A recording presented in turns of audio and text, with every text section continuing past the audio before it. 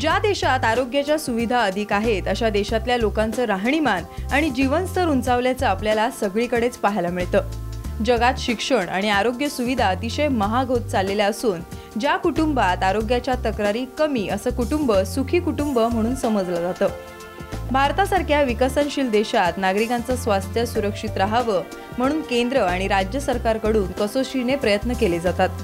त्यात खासगी संस्थांनी मोठ्या प्रमाणावर पुढाकार घ्यायला सुरुवात केल्याने अन्य विकसित राष्ट्रांच्या स्पर्धेत भारतातल्या डॉक्टरांनी घवघवीत यश मिळवत जागतिक पातळीवरच्या उच्च दर्जाच्या सुविधा रुग्णांना देऊ केल्यात। मराठवाड्यातल्या आरोग्याच्या समस्या मराठवाड्यातच सोडवल्या जाव्यात यासाठी अनेक स्तरांवर प्रयत्न केले जात आहेत। औरंगाबादमधल्या घाटी रुग्णालयाने गेल्या अनेक दशकांपासून सामान्य रुग्णांना दिलासा देण्याचं काम केलंय।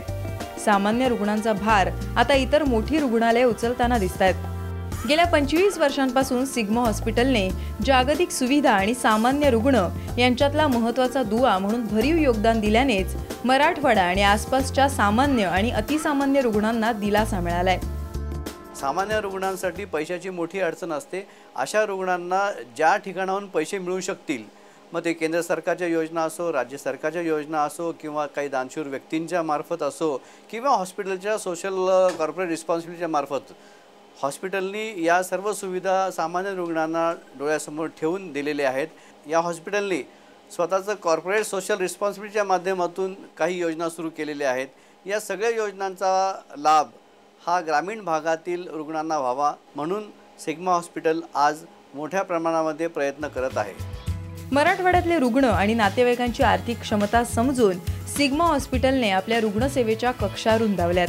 सामाजिक दायित्व म्हणून एकही रुग्ण इथे पैसे नाहीत म्हणून उपचाराविना परत जाणार नाही याची काळजी सिग्मा हॉस्पिटलने घेतली आहे। Right to live is comes immediately is right to health.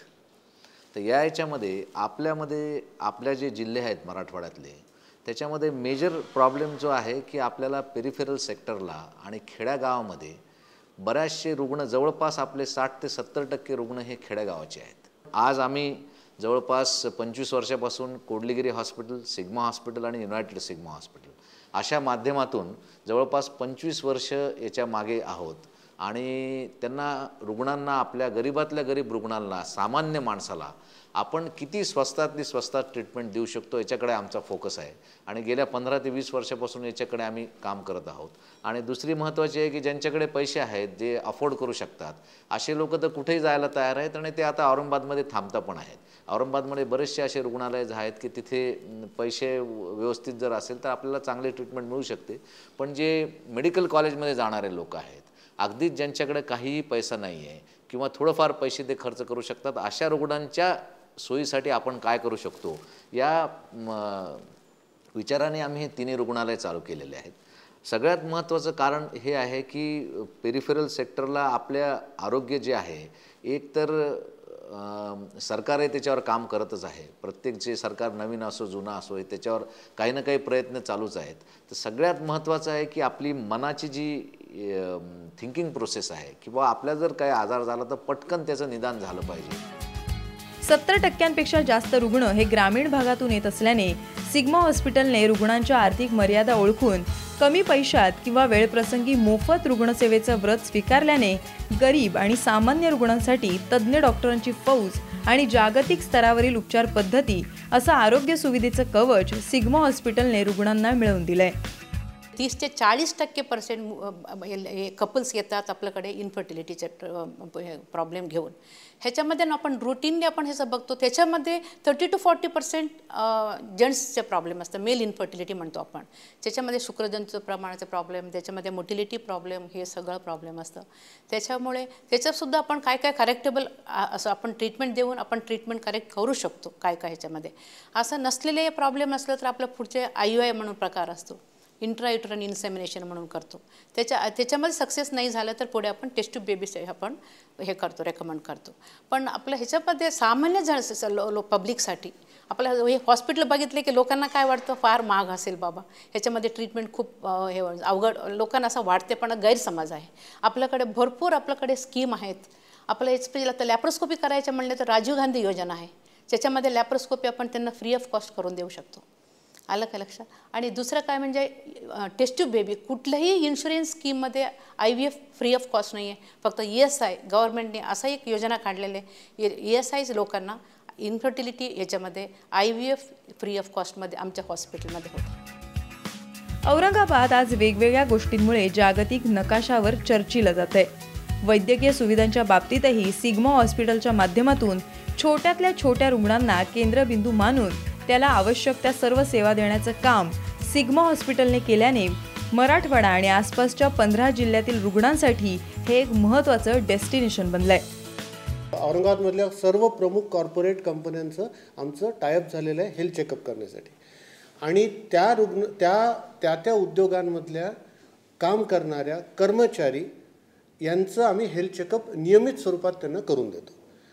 या हेल्थ चेकअपचे पॅकेजेस आमच्या एक्सपर्ट टीमनी तयार केलेले आहेत आणि त्या वयाला अनुषंगून त्या आहेत. म्हणजे 40शी नंतर कुठले आजार होऊ शकतात, 40शीच्या आत कुठले होऊ शकतात, 50शी नंतर कुठले होऊ शकतात. आणि ह्या सगळ्यांमध्ये कुठल्याही प्रकारे काही प्रॉफिट मिळावा असा अजिबात रुग्णालयाचा उद्देश नसतो. त्याच्या व्यतिरिक्त आम्ही रेग्युलर हेल्थ चेकअप कॅम्प्स घेतो.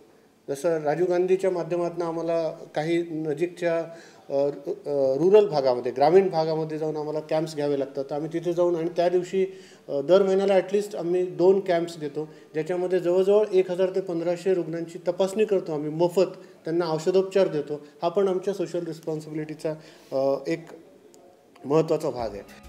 कोणत्याही आजाराचं अचूक निदान आणि कमी खर्चात दर्जेदार उपचार पद्धती अशी ओळख आणि विश्वास सिग्मा हॉस्पिटलने संपादन केल्याने आज इथे रुग्ण आणि नातेवाईक मोठ्या प्रमाणावर येत असल्याचं दिसतं.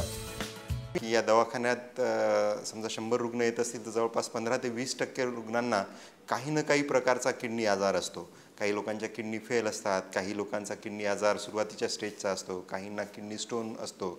तर कोणत्याही प्रकारचा किडनी रुग्ण असला तर त्याला एका छताखाली संपूर्ण किडनी रिलेटेड उपचार देण्याची या दवाखान्यात क्षमता आहे. लोकांची अफोर्डेबिलिटी किंवा खर्च करण्याची क्षमता ही कमी आहे. तर ह्या सगळ्या गोष्टींचं भान ठेवून इतर मोठ्या शहरापेक्षा आपल्याकडे जवळपास एक अर्ध्या दरात सर्व प्रकारचे उपचार आपण इथे पेशंटला देतो. डायलिसिस किंवा किडनी ट्रान्सप्लांटचे ऑपरेशन किंवा किडनी स्टोनचे ऑपरेशन हे सगळं मोफतसुद्धा या दवाखान्यामार्फत आपण करतो.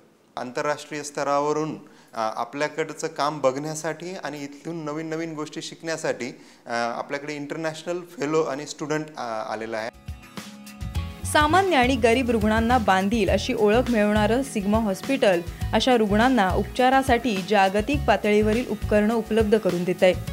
अद्ययावत अशी अनेक वैद्यकीय उपकरणं आज सिग्मा हॉस्पिटलने भारतात पहिल्यांदाच आणली आहेत, ज्याचा लाभ सामान्य रुग्णांनाही मिळतोय.